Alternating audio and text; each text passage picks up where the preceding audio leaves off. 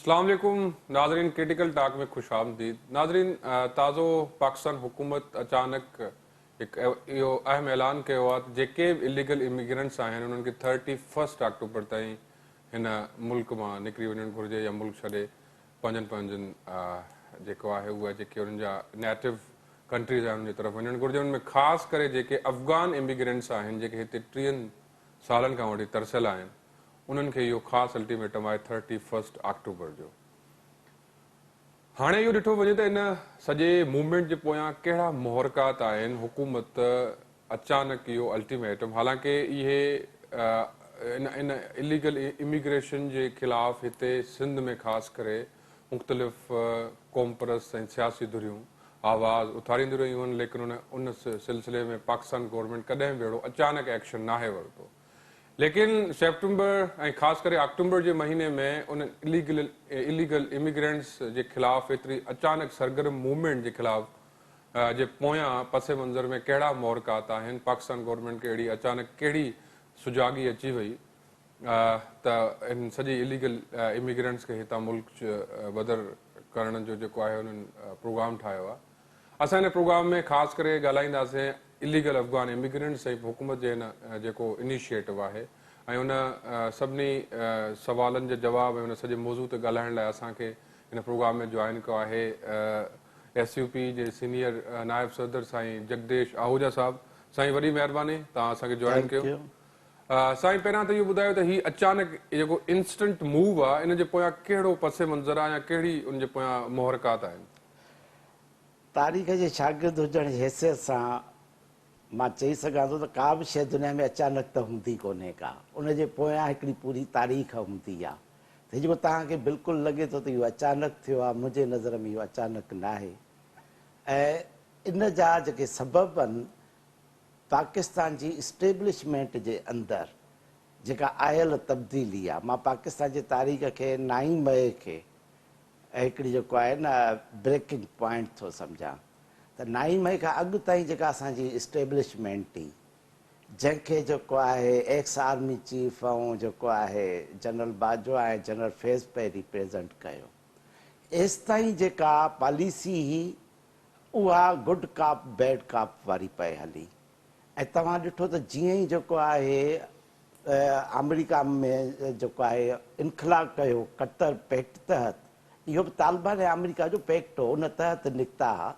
का एॾी ॻाल्हि कोन्हे जेको अमेरिका खे का शिकस्त आई हुई, इहो ग़लति रॉन्ग पर्सपेक्टिव आहे। इहो अमेरिका जी प्लेनिंग हुई इनख़ला करण जी, उन तहत ई थियो। ऐं जंहिंमें पाकिस्तान जी इस्टेब्लिशमेंट उन सां गॾु हुई, इन करे उनखे विक्ट्री करार ॾिनो वियो। ऐं पोइ पाण चयो वियो त असां उहे जेके बि आहिनि TTP वारा ॿिया टिया, उन्हनि सभिनि खे वेलकम कयो। जनरल फैज़ ISI जे हेड तौर ते पब्लिकली वियो। हालांकि इहो जेको आहे इंटेलिजेंस जे प्रोफेशन जे अगेंस्ट हूंदो आहे, त इंटेलिजेंस जो प्रोफेशनल्स तव्हां सॼी दुनिया में ॾिसो हाई प्रोफाइल न थींदा आहिनि। जीअं उनखां पोइ जेको इंटेलिजेंस जो चीफ आयो आहे नदी मंजम, उन पाण खे कॾहिं बि हाई प्रोफाइल न रखियो आहे, इहो उनजो बेसिक नाम हूंदो आहे। पर असांजी अलाए छो हिन इंटेलिजेंस एजेंसी जे हिन चीफ पाण खे हाई प्रोफाइल पे रखियो, पर उन में उन पंहिंजी एक्सपोज़ बि करे छॾियो। त हुनजी पॉलिसी इहा हुई। हाणे जेका पॉलिसी आहे 9 मई खां पोइ, 9 मई ताईं ही बाजवा डॉक्टराइन, हाणे रूल करे रही आहे हाफ़िज़ डॉक्टराइन। हाफ़िज़ डॉक्टराइन इहा आहे त ही असांजे पाकिस्तान जे नेशनल इंट्रस्ट में जे अगेंस्ट आहे। असां हिन वक़्त ताईं जेका पॉलिसी हली आहे उहा टेररिज़म इंस्टेंट माना अचानक, हालांकि पहिरियां हुकूमत अहिड़ो को जीअं हिकिड़ो प्रोग्राम हूंदो आहे या प्लान हूंदो आहे स्टेप बाय, उहो न, हीअ अचानक हिकिड़ी डेडलाइन आहे। इन ॻाल्हि खां चई सघो था, छो त इहा जेका आहे बेसिक जेका चेंज आहे उहा डॉक्टराइन जी चेंज आहे, पाकिस्तान गवर्नमेंट जे डॉक्टराइन। बाक़ी त हुनजा रीजनल पर्सपेक्टिव बि आहिनि, हुनजा इंटरनेशनल पर्सपेक्टिव बि आहिनि। पर फौरी तौर ते जेको असांखे अचानक लॻे थो, उहो इस्टेब्लिशमेंट जे अंदरि बि ॾिसो जेके बि थिंक टैंक्स हूंदियूं आहिनि, रियासतूं ईअं न हलंदियूं। रियासतूं प्रॉबेबल जेको आहे लाइन्स ऑफ एक्शन्स तयारु कंदियूं आहिनि, ABC प्लेन तयारु कंदियूं आहिनि, ऐं ॿ अपोनेंट व्यूज़ बि हूंदा आहिनि। त हाणे हिकिड़ो वर्जन इहो ई हो त हाणे इहे जेके तालिबान आहिनि, इहे असांजे लाइ असेट न लाइबिलिटी थी विया आहिनि। त उन्हनि खे तव्हां क्रश कयो, इहो पाकिस्तान जे नेशनल इंट्रस्ट में आहे। ॿी लाबी इहा ई बाजवा डॉक्ट्राइन ताईं 9 मई ताईं त न इहे असांजा असेट आहिनि। त 1970s खां बि वठी भुट्टे दौर खां वठी जॾहिं सरदार दाऊद हीउ मसइलो शुरू थियो आहे, सरदार दाऊद खां जेकॾहिं तारीख़ ते अचूं था, 1972 खां पोइ जीअं ई सरदार दाऊद आयो आहे त पहिरियां अफ़गान पनाहगीर उन दौर में आया आहिनि। पहिरियां अफ़गान जेको आहे लीडर्स खे भुट्टे पनाह ॾिनी आहे, जंहिं ते सरदार दाऊद एतिराज़ु कयो आहे, पर उहे जीअं त थोरे तइदाद में आहे, इन जे करे उन वक़्तु उहे उन्हनि इशू न ठाहियो, पर जड़ उतां खां शुरू थी आहे। उन खां पोइ 80s में त जॾहिं खां वठी हू ईंदा विया आहिनि, 70s खां वठी 9 मई ताईं उन्हनि खे जेको आहे हिननि हमेशह असेट पे सम्झो आहे। हाणे नई हाफ़िज़ डॉक्ट्राइन तहत उन्हनि खे लाइबिलिटी सम्झो थो वञे। इहा basic change of mind of the establishment of Pakistan आहे, जंहिंजे नतीजे में अॼु तव्हांखे हीअ चेंज नज़र थी अचे। हाणे हिन चेंज ते ॿ पर्सपेक्टिव आहिनि, हिकिड़ो पख्तून नेशनलिस्ट पर्सपेक्टिव आहे, ॿियो पंजाब जो पर्सपेक्टिव आहे, टियों सिंधी नेशनलिस्ट पर्सपेक्टिव आहे, बलोचनि जो आहे, ॿियो ह्यूमन राइट्स जो आहे। त असांखे वरी उन्हनि सभिनि जो जाइज़ो उन्हनि जे पंहिंजे पंहिंजे नुक़्ते निगाह खां वठिणो। अच्छा, हाणे असां हिते ॾिसूं था, जीअं तव्हां पर्सपेक्टिव जी ॻाल्हि कई, त हीउ जेको पर्सपेक्टिव शुरू थिए थो, चवंदा त हीउ जेको पोयूं पसे मंज़र आहे हिन जो, उहो ख़ासि करे पाकिस्तान में जेके इलीट रूलिंग्स जेके ॿ हिकिड़ा ग्रुप्स आहिनि, पख्तून ऐं पंजाबी जेको सॼो हिकिड़ो बेल्ट आहे, उन जे विच में लड़ाई वारो पस मंज़र बि आहे। ऐं ख़ासि करे उन्हनि जे विच में जॾहिं हींअर रिफ्ट पियो आहे, त पोइ उन्हनि वरी इन शइ खे आंदो आहे, इहो जेको इलीट रूलिंग में जेको हींअर रिफ्ट आहे उहो बिल्कुलु सही ॻाल्हि आहे। पहिरीं ॻाल्हि त इहो सम्झणो खपंदो त असां जंहिं मुल्क में वेठा आहियूं, उन मुल्क जो मेन तज़ाद कहिड़ो आहे। अॻे त असां डिस्कस कंदा हुआसीं क़ौमी तज़ाद प्राइम आहे या तबक़ाती तज़ाद प्राइम आहे, पर मुंहिंजी एनालिसिस इहा आहे त पाकिस्तान जो अॼु ॿरंदड़ तज़ाद क़ौमी तज़ाद आहे, जंहिंखे मां चवंदुसि एक्सप्लोडिंग कंट्राडिक्शन आहे। हाणे पाकिस्तान हिकिड़ो ॿरंदड़ जबल थी वियो आहे। क़ौमी तज़ाद एतिरो थी वियो आहे, जो बलोच मूवमेंट हुजे, सिंधी मूवमेंट हुजे ऐं जेको आहे पख्तून मूवमेंट हुजे, हिकु तरफ़ उन्हनि 3 क़ौमी तहरीकुनि जो तज़ाद आहे, ॿिए तरफ़ वरी पंजाब जे अंदरि जेको अॻु में न हो, जेको नवाज़ शरीफ़ पंजाब जे अंदरि अस्करी पंजाब ऐं सिविलियन पंजाब, जेको 90s खां शुरू थियो, जॾहिं हुननि पहिरियों भेरो नवाज़ शरीफ़ खे हटायो, पंजाबी प्राइम मिनिस्टर खे जॾहिं पंजाब जी फ़ौज हटायो, त पाकिस्तान जे अंदरि इहो नओं तज़ाद बि उभरिया। उन खां वठी तव्हांजे जेके बि रूलिंग इलीट आहिनि, उन्हनि जे विच में कंट्राडिक्शन्स तेज़ थी वियूं।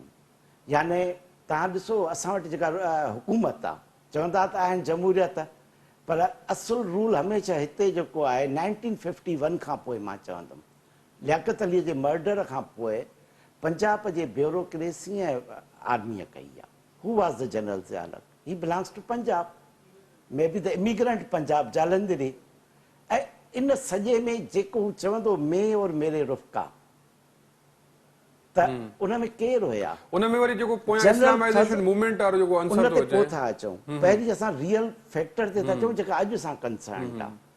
त पंजाब जा ऐं के इहे ॿ हुया, इहो फ़ैसिलो उन्हनि कयो हो। पोइ मां चवंदो आहियां त इहा जेका जंगी, जंहिंखे तव्हां नालो था ॾियो इस्लामिस्ट या जेको आहे, त कुझु बि न हो, न इहा इस्लामिक जंगी, न इहा अफ़गान वार हुई मुंहिंजे नज़र में। दैट वॉज द अमेरिकन वार। इहा अमेरिकन वार ही, ऐं अमेरिकन वार बि कीअं हुन वक़्तु दुनिया ॿिनि ब्लाकनि में ई, कैपिटलिस्ट ऐं कम्युनिस्ट ब्लाक। कैपिटलिस्ट ब्लाक जी जंग ही कम्युनिस्ट ब्लाक जे ख़िलाफ़। जीअं त जेको आहे कम्युनिस्ट ब्लाक वियतनाम में अमेरिका खे वॾी शिकस्त ॾिनी, त हू हुन मौक़े जे इंतज़ार में हुया त असांखे बि को अहिड़ो मौक़ो मिले त असां सोवियत यूनियन खे ईअं ई शिकस्त ॾियूं। त उन्हनि खे जेको आहे अमेरिकन वार ही, जंहिंमें हुननि एथिज़म ऐं रिलीजन खे खयो, अदा कम्युनिस्ट काफ़र आहिनि, ऐं हाणे तव्हां हिन जे ख़िलाफ़ इस्लामिक जिहाद कयो। ॿियो हुनखे नेशनलिस्ट कलर मिली वियो जॾहिं सोवियत फ़ौजूं अची वियूं। कहिड़े बि जवाज़ त तव्हां रिलीजन जे अंदाज़ में अचो या जेको आहे कंहिं नज़रे जे अंदाज़ में अचो, ह्यूमन राइट्स जे नाले में अचो, जॾहिं बि को धारी मुल्क जी फ़ौज, धारियो माण्हू हमिलो कंदो, त नेशनलिस्ट मूवमेंट उभरंदी। त उहा अफ़गान वार इन सेंस में ज़रूरु हुई त उहा आम सोवियत फ़ौजुनि जे ख़िलाफ़ु हुई। पर उहा बेसिकली अमेरिकन वारी कम्युनिज़म जे ख़िलाफ़ वारी। हाणे इहो इशू जेकॾहिं अफ़गान पनाहगीरनि जो पैदा थियो आहे त कंहिंजे करे पैदा थियो? अमेरिका। त हाणे जेकॾहिं अॼु असांखे ह्यूमन राइट्स वारा चवनि था, UN चवे थो बाबा ह्यूमेनिटेरियन इशू आहे, हा असां बि चऊं था तव्हांखे असांखे अॼु कंहिं घर मां ज़ोरीअ कढियो वञे या अहिड़ियूं हालतूं पैदा कयूं वञनि जो असां बेदख़ल थियण ते मजबूर थियूं त it is a human tragedy. जी हींअर टाइम थियो आहे हिकु ब्रेक जो। नाज़रीन मिलूं था नंढड़े साई खां पोइ।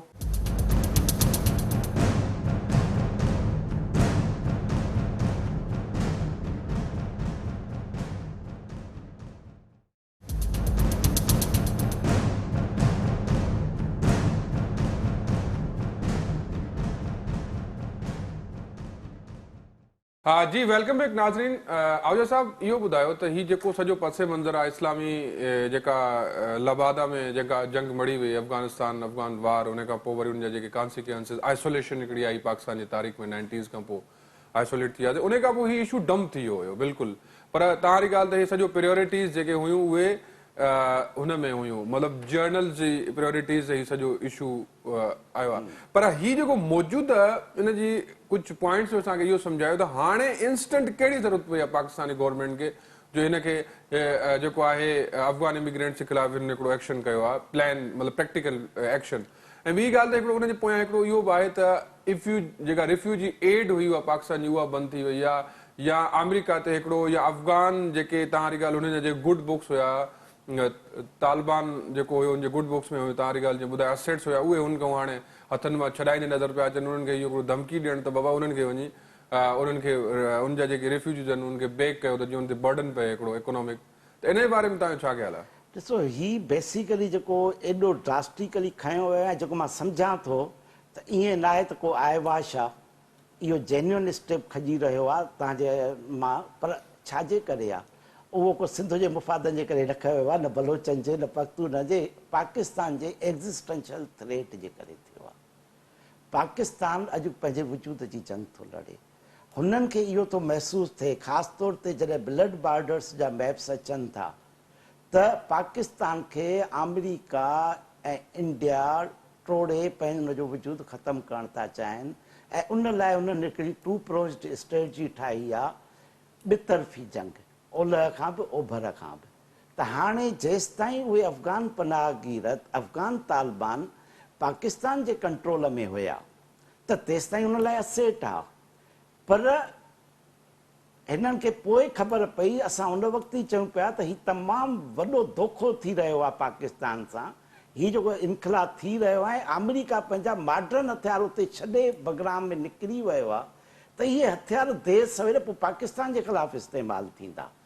अमेरिका एॾो बेवकूफ़ कोन्हे त हू पंहिंजा सॉफिस्टिकेटेड हथियार शऊरी तौर ते उन्हनि खे ॾिए थो, त माना हुनजी प्लेनिंग आहे। ऐं थियो बि, ऐं हिननि वेठे जशन कयो, हिननि गेम ई इहा खेॾी त उहे ई तालिबान, उहे ई हथियार, उहे हाणे पाकिस्तान जे ख़िलाफ़ु यूज़ थी रहिया आहिनि। नतीजे में हाणे उहे तालिबान, ॿी हिकिड़ी अहम शइ त अॻे त इस्लामिस्ट नज़रियो हो न, जेसिताईं श्वेत फ़ौजियूं हुयूं, नेशनलिज़म हो। हाणे त अफ़गान सां थो विढ़े, हाणे त कुझु बि कोन्हे को इस्लाम जो बि नज़रियो नथो अचे, छो त मुस्लमान ई आहिनि सभई। का कम्युनिस्ट पार्टी हुते कोन्हे, को कम्युनिस्ट इनकलाब कोन्हे, को काफ़र हुते कोन्हे, सभ जा सभु मुस्लमान। त हाणे कहिड़ो इशू आहे? हाणे अफ़गान नेशनल जो आहे। मां जेको मूंखे जेको नज़र अची रहियो आहे त there is a great game of the greater Afghania. त हाणे हू चवनि था त जेको ब्रिटिश इम्पीरियलिज़म जे दौर में अफ़गानिस्तान खे 3 हिसनि में विरहायो वियो, हिते सरहद नालो ॾिनो वियो, ऐं ब्रिटिश बलोचिस्तान ऐं जेको आहे अफ़गानिस्तान, उन्हनि जे टिनी खे मिलाए असां ग्रेटर अफ़गानिया ठाहियूं। ऐं हिन जे सिलसिले में तव्हां ॿुधाईंदो न, हींअर हिकिड़ो ताज़ो बि हिकिड़ो हिन जे बारे में महमूद ख़ान अचकज़ई जो बयानु साम्हूं आयो आहे त असां हाणे जेको ग्रेटर ब्रिटेन बलूचिस्तान आहे उनखे असां हाणे वरी रिवाइव करणु था चाहियूं। बिल्कुलु, हुननि जी स्ट्रेटजी ईअं आहे। हाणे ॿी अहम शइ इहा थी आहे त अॻे त नज़रियाती लाइनूं हुयूं न। तव्हां ॾिसो, पख्तून कम्युनिस्ट हुजे, पख्तून नेशनलिस्ट जेको आहे मंज़ूर पश्तीन हुजे, पख्तून मौलाना जेको आहे फज़ल रहमान साहब हुजे, जमायत इस्लामी हुजे, या जेके बि खणी वञो, बलोचिस्तान जा पख्तून खणी वञो या केपीअ जा खणी वञो, सभिनि जी ज़बान साॻी आहे। इहे हिन जेका एक्सपल्शन जी मूव आहे, जी मुखालफ़त था कनि ऐं असां चऊं था ओके तव्हां जा अफ़गानी आहिनि, तव्हां उनखे पंहिंजे घर में भले वठी वञो, पर इहो कीअं थो थी सघे त मंज़ूर पश्तीन चए त असां हिनखे कराचीअ में रहाईंदासीं। तव्हांखे कंहिंखे कहिड़ो हक़ु आहे? सिंध मुंहिंजो घरु आहे, सिंध ते बुनियादी हक़ु मुंहिंजो आहे। न तव्हां मुंहिंजे पुछण खां बिना मुंहिंजे घर में हाणे महिमान ज़ोरीअ तरस आया। हिंदुस्तान में जो जॾहिं विरहाङो थियो थिए तॾहिं त असां चयोसीं ठीकु आहे हलो असां वेलकम कयो आहे। अफ़गान पनाहगीरनि खे त असां वेलकम कॾहिं कोन कयो आहे। त असांजी मर्ज़ीअ खां बिना असांजे घर ते छो मढ़िया विया आहिनि? त असांजी जाइज़ मूवमेंट आहे। मतिलबु इहो जेका मूव आई आहे हाणे उहा एग्ज़िस्टेंशियल क्राइसिस जेको हींअर फील थियो आहे सॼे हुनखे, बिल्कुलु उहो ई पंहिंजे आयो आहे। वजूद हाणे जो अचो त बहिराम थो असांजी महसूसु पंहिंजे थिए। हिन सिंध जे मामले ते त असां वटि ॾिठो वञे त कॉम्परस धुरियूं जेके आहिनि उहे थ्रू आउट अफ़गान इशू हाणे छो भला इन ते सॼो साइलेंट आहिनि? उन्हनि जो को रोड मैप, को प्रैक्टिकल प्लान या हिन मूव खे पंहिंजे तरफ़ खणी अचण में बिल्कुलु साइलेंट आहिनि, न किथे का टाक आहे, न किथे का ॻाल्हि आहे। इहो छा ऐं तव्हांजो पंहिंजो उन जे बारे में छा ख़्यालु आहे? मतिलबु पहिरीं ॻाल्हि त साइलेंट कोन्हनि ऐं जीअं सम्झो त पख्तूनिस्तान जे अंदरि या अफ़गानिस्तान में हिकिड़ो कंसेंसिस आहे, सिंधी नेशन में बि हिकिड़ो कंसेंसिस आहे। हुननि न अॻु हुननि खे वेलकम कयो ऐं अॼु बि उनजे इनखला जे हक़ में आहिनि। ऐं तव्हांखे ऐं एसयूपी असां जी बि हिन जे बारे में पॉलिसी पुछां पियो, जेको तव्हां ॿुधायो न मां तव्हांखे एसयूपी। खोले ॿुधायां थो त हालांकि कोविड जो ज़मानो हो, हिते असां पूरी हिनजी केस अॻ में त ईअं थींदो त असां जज़्बाती बसि धारिया निकिरी वञो। असां अफ़गान पनाहगीरनि जे केस जी जामे स्टडी कईसीं सिंध यूनाइटेड पार्टीअ ऐं कोविड जे वक़्त में असां पहिरियों भेरो ज़ूम इजलास करे अफ़गान पनाहगीरनि जे नेकालीअ लाइ 6 डिवीज़न्स में बुख हड़तालूं कयूंसीं हेडक्वार्टर्स में। पर उन वक़्तु असां सॼो बैन अल-अक़वामी केस बि स्टडी कयोसीं त कीअं UN जेको आहे हिकिड़ा वोट रजिस्टर कया आहिनि, उन्हनि खे ॾिए थी, ॿिया अनरजिस्टर्ड आहिनि ऐं वरी UN जो पैक्ट थियल आहे त हिननि खे कढंदासीं, पर उन पैक्ट खे हू हर साल रिवाइज़ कंदा था वञनि। त पोइ असांजी SUP जे उन वक़्त जे चेयरमैन साहिबु प्रेसिडेंट जलाल मोहन शाह साहिबु UN जे नुमाइंदे ॾे हिकिड़ो लेटर मोकिलियो जेको असां सोशल मीडिया ते सिंधी उर्दू ऐं इंग्लिश में हलायोसीं। त असां क्लियर UN जे राइट्स जे हिसाब सां बि डिमांड कईसीं त बाबा तव्हांखे गैर ज़रूरी एक्सटेंशन छो था ॾियो? They are the burden for the economy of Sindh, burden on the demography of the Sindh, they are the painful जेको आहे रियलिटी फॉर सिंध। सो हुननि खे तव्हां बाइज़त तरीक़े सां कढंदा वञो, तव्हां हुनखे एक्सटेंशन में देरि छो? त असां हुनजो कानूनी केस बि लड़ियो आहे, असां हुन ते सियासी स्ट्रगल बि कई आहे, बाक़ी मुसलसिल कई आहे, ईअं न आहे त न कई आहे। जनरल टर्म में धारी आबादकारी जे ख़िलाफ़ु कई आहे, असां ख़ासि तौर ते अफ़गान पनाहगीरनि लाइ बि कई आहे। इन में रुॻो SUP जो क्रेडिट न आहे। हाणे छा तव्हांजो प्लान आहे? हाणे जेको तव्हांजो उहो हिकिड़ो नुक़्ता नज़र छा आहे हिन बारे में, ऐं जेके सियासी धुरियूं आहिनि उहे ख़ामोश छो आहिनि हिन ते? मुंहिंजे ख़्याल में हाणे बि ख़ामोश न आहिनि। मां त सोशल मीडिया ते ॾिसां थो त उहे भरिया पिया आहिनि। हा, असांजी बि ब्रेन स्टॉर्मिंग थी। इन में असांजो हिकिड़ो पंहिंजो ओपिनियन आहे। जॾहिं तहरीकूं जॾहिं तव्हां ॿियनि जी एजेंडाउनि ते, ॿियनि जे टाइम ते हलाईंदव त उनजो फ़ाइदो तव्हांखे घटि पवंदो। तहरीक खे पंहिंजे टाइम ते हलाइबो आहे, जीअं असां उन वक़्तु हलायोसीं। हींअर असांजी कंहिं मूवमेंट जे करे हुननि इहो कदम न खयो आहे। हुननि जी पंहिंजी इंटरनल कंट्राडिक्शन आहे, अस्करी क़यादत जे अंदरि बि कंट्राडिक्शन आहे, सिविलियन क़यादत जे अंदरि बि कंट्राडिक्शन आहे ऐं गॾोगॾु ही मेजर जेको जहिड़ो रुख अख़्तियार करे वियो आहे पंजाब ऐं KPअ जे या उन्हनि जे क्लासिस जो आहे, उन्हनि नेशन्स जो आहे, त जॾहिं हाणे उनखे पंहिंजे मुफ़ाद तहत पंजाब कढी रहियो आहे त असांजे सॼे में जेको आहे पाण खे जेको आहे चारो छो ठाहियूं? Let them play their game. असांजो पंहिंजी स्टैंड आहे त जेको फ़ैसिलो एपिक्स कमेटीअ कयो आहे, असांजी CM सां बि हींअर मीटिंग थी, असां हिन इशूअ खे खयोंसीं, असां कानूनी पॉइंट ते CM सां हिनखे खयो आहे, ही ख़ामोश न आहियूं अॼु बि वेठा, ऐं असां हुनखे फ़ैसिले खे एपिक्स कमेटी हिन फ़ैसिले खे वेलकम कयो। पर असां मुतालबो कयोसीं त इनखे in true letter and spirit implement कयो वञे, जंहिं ते उन सां वज़ाहत कई था 3 कैटेगरीज़ तयारु कयूं पयूं।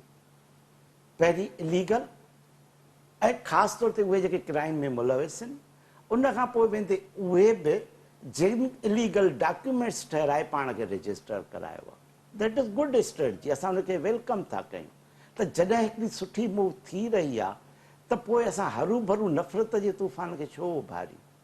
त असां इन हक़ में आहियूं त हा, जेका पॉलिसी हुकूमत अॼु एडॉप्ट कई आहे, जंहिंखे मां पार्ट ऑफ हाफ़िज़ डॉक्टराइन थो चवां, उही वेलकम आहे। न इन में मतिलबु जेको नुक़्ता नज़र तव्हांजो वाज़ी नज़र इहो थो हुजे त तव्हांजो नुक़्ता नज़र इहो आहे त हीअ लड़ाई ग्रुपनि जी आहे ऐं असांखे कंहिं बि उन्हनि जे एजेंडा जो या प्लान जो हिसो न थियणु घुरिजे, ऐं उन खां पोइ उन कहिड़े फ़ैसिले जो तव्हां इंतज़ारु न, आहे? हिसो न थियणु खपे जी ॻाल्हि न आहे।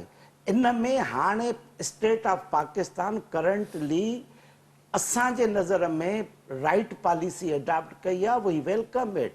ऐं असांजो त मुतालबो इहो आहे, असांजो सॼो इख़लाक़ी सियासी प्रेशर इहो आहे त इन ते सही तरीक़े सां अमल कयो वञे।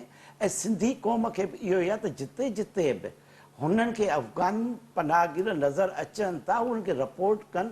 पर मुंहिंजी हिकिड़ी ॿी बि राय आहे, इन्हनि क़ौमी जहिड़नि में असां जॾहिं नफ़रतुनि खे तमामु घणो वधायूं था त hatred is not good for the अच्छा हलो ठीकु आहे, मतिलबु ॾिसो उन में छा थींदो हेट्रेड जे ख़िलाफ़ आहियां। हेट्रेड जे ख़िलाफ़ या तव्हांजी ॻाल्हि जेको अंदरि जेको हिकिड़ो तासुर वेंदो नफ़रत जो या उन सिविल उहा ख़ुदि असांजे लाइ बि, मां ताज़ो ई चयो त नफ़रत जेका आहे न कंहिंजे लाइ बि फ़ाइदेमंद न हूंदी आहे। ख़ुदि नफ़रत करण वारो सभ खां वधीक जलंदो पुॼरंदो आहे। अच्छा हाणे अचूं था इन ॻाल्हि ते, ॾिसो जेकॾहिं तव्हां जेके बि कॉम्प्रेस पार्टियूं आहिनि घटि में घटि इन मूव में इन तरह जी हेल्प कयो जो तव्हां को नंढो प्लान अहिड़ो जोड़ियो जो जिते जिते इलीगल इमिग्रेंट्स उन्हनि जी जेका लोकल सपोर्ट थी थिए उन्हनि जो घटि में घटि in sense of public awareness E help करे सघो था तव्हां बाबा, जेके मतिलबु हिकिड़ो अहिड़ा पॉकेट्स ठाहियो जो उतां उहे रिपोर्ट थियनि जेके इलीगल इमिग्रेंट्स, अहिड़ो त थी सघे थो? इहा ॾिसो अवेयरनेस जी कंपेन आहे जेका मुसलसिल हली रही आहे, इम्प्लीमेंट बि थी रही आहे,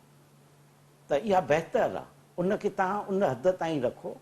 पर मां पाण अञा इन हक़ में न आहियां, हालांकि असांजी कंपेन में बि नफ़रत आहे, पंहिंजो पाण ते बि नज़र विझिजे। ठीकु आहे असां मज़लूम आहियूं, ठीकु आहे असां ते ज़ुल्म थियनि था, पर पोइ बि मोहबत नफ़रत जो जवाबु मोहबत सां बि ॾेई सघिबो आहे।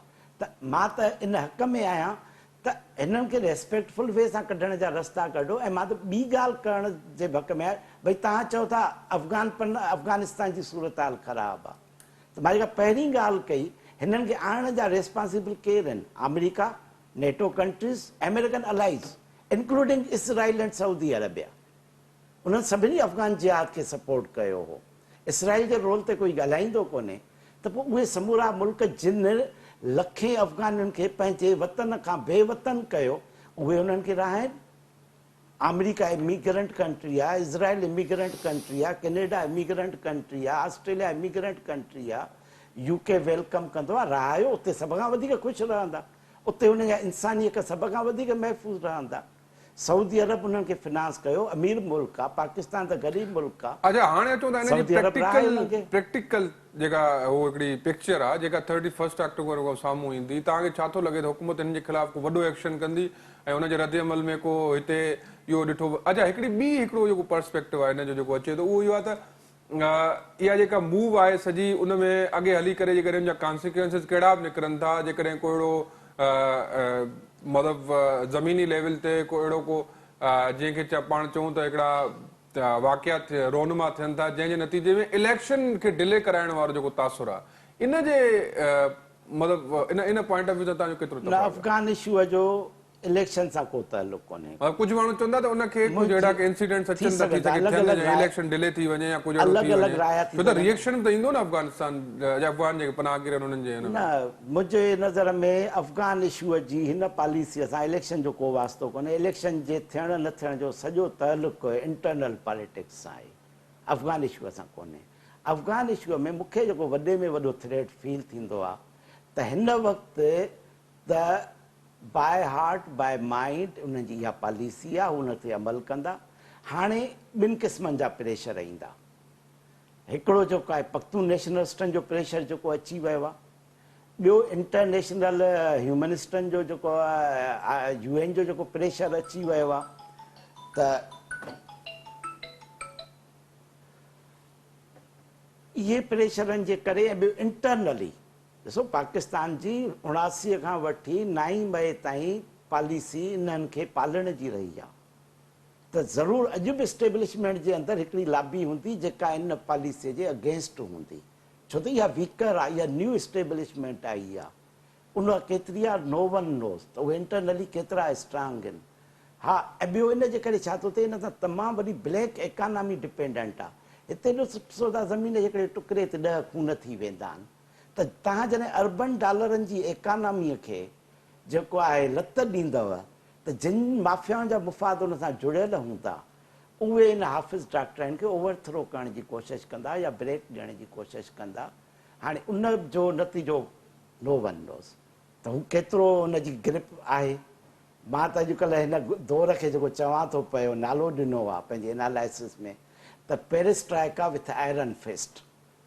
अॻे आयरन फिस्ट ई गोरबाचोफ उहा आयरन फिस्ट कमज़ोर कई हाफ़िज़ 9 मई खां पोइ रीस्ट्रक्चरिंग करे रहियो आहे विथ आयरन फिस्ट अच्छा हाणे आयरन फिस्ट जी ॻाल्हि था कयूं त ही हाफ़िज़ डॉक्टराइन खे जेको वॾो चैलेंज आहे उहा जेका हिननि जी जेका मंज़ूर नज़र जेका अॻ में हिकिड़ो ग्रुप हुयो पार्टी हुई मतिलबु उन्हनि जो जेको लीडर हुयो उहो ज़ाहिरी ॻाल्हि आहे हिकिड़ो हुननि जो पॉलिटिकल चवंदा फेज़ हुआ अफ़गानिस्तान वारो जेको मामिलो आहे अफ़गान या कुझु पख्तून बेल्ट जो उहो हिकिड़ो पॉलिटिकल फेज़ आहे उहो बि हिन वॾो प्रेशर आहे त उनखे कीअं था सम्झो कहिड़े तरीक़े सां अञा डायल्यूट कंदा अॻिते हली ॾिसो पीटीआई जी का फिलासफी का थ्योरी आहे इमरान जी कोन्हे Imran was a non political person upbringing सॼी हुननि जे हथनि में थी आहे त हुननि जो को रूल को उसूल कोन्हे को अॼु हू पाण पंहिंजे वजूद जी सियासी वजूद जी जंग थो लड़े त हाणे हू उन्हनि जे लाइ इन सेंस में थ्रेट कोन्हे न ई उहो हुननि जो मथे जो सूर आहे बाक़ी जेको अॼु पॉलिटिक्स में जेको मैटर करे थो नवाज़ शरीफ़ उहो हुननि सां गॾु बीठो आहे इहा पॉलिसी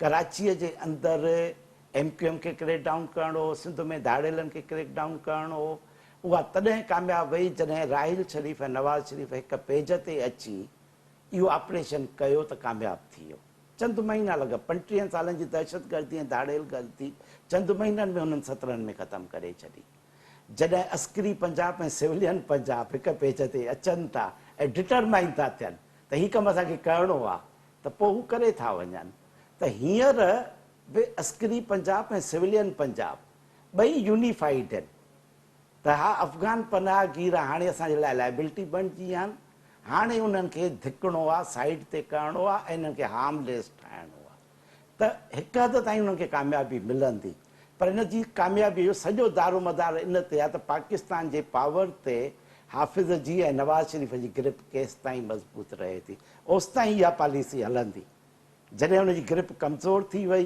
त पोइ वरी आख़िरी सवाल तव्हांखां इहो आहे त तव्हां छा थो लॻे त अॻिते इलेक्शन टाइम में थींदे नज़र अचे थी या नवाज़ शरीफ़ जो जेको अचणु आहे उहो मतिलबु डिले थींदो या कहिड़े तरीक़े सां तव्हां ईअं कीअं था ॾिसो मां चवंदो आहियां प्यारो पाकिस्तान आहे त मौजज़नि जो मुल्क इन करे असां रुॻो प्रोबेबिलिटीज़ ते ॻाल्हाए सघूं था त मूं वटि जेका क्राइटेरिया हुई त नवाज़ शरीफ़ जे अचे थो त माना इलेक्शन थींदी जे नवाज़ शरीफ़ नथो अचे त सिम्पटम्स ऐं इंडिकेशन्स मां ई था ॻाल्हाए सघूं न त हाणे पहिरियों भेरो क्लियर थियो आहे अगस्त जी बि डेट थी सेप्टेंबर जी बि हाणे क्लियर थी वियो आहे जंहिं तरीक़े सां नवाज़ लीग जेको आहे मरियम नवाज़ जेको आहे कंपेन स्टार्ट कई आहे त ऐं हिन जी अचण जा रस्ता बि हमवार थी विया आहिनि ऐं ॿियो जेको ट्राइक आहे न काज़ीअ जेको आहे फ़ाइज़ ईसा हाफ़िज़ ऐं नवाज़ शरीफ़ पावर जा इहे टे जेके मेंबर आहिनि हिन वक़्तु हिक पेज ते आहिनि इन जे करे मूंखे बिल्कुलु इहो इम्कानु नज़र अचे थो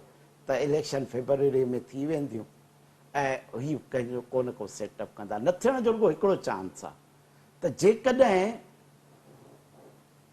MQM लंडन वांगुरु PTI खे आउट नथा कनि बैलेट खां त पोइ नवाज़ शरीफ़ जी स्टेबल गवर्नमेंट न ठहंदी सो जेकॾहिं उनखे लॻो त असां इमरान खे आउट नथा करे सघूं इलेक्टोरल प्रोसेस मां त पोइ मुमकिन आहे न थियनि बाक़ी ॿी का मूंखे सूरत बाक़ी त हाणे इम्कान आहिनि घणो इम्कानु हाणे इलेक्शन थियण जो आहे पोइ वरी बि मां चवंदो आहियां त पक हुन ॾींहुं सम्झो जंहिं ॾींहुं नवाज़ शरीफ़ हिते लैंड करे प्रैक्टिकली जी नाज़रीन, इन सां हिन प्रोग्राम जो थियो वक़्तु पूरो। जगदीश साहब, थैंक यू, वरी महिरबानी फॉर द तव्हांजी टाइम। ऐं महिरबानी मिलंदासीं डॉक्टर कंहिं साहब। नए टॉपिक ऐं नए प्रोग्राम सां। तेसिताईं इजाज़त, अल्लाह भाई।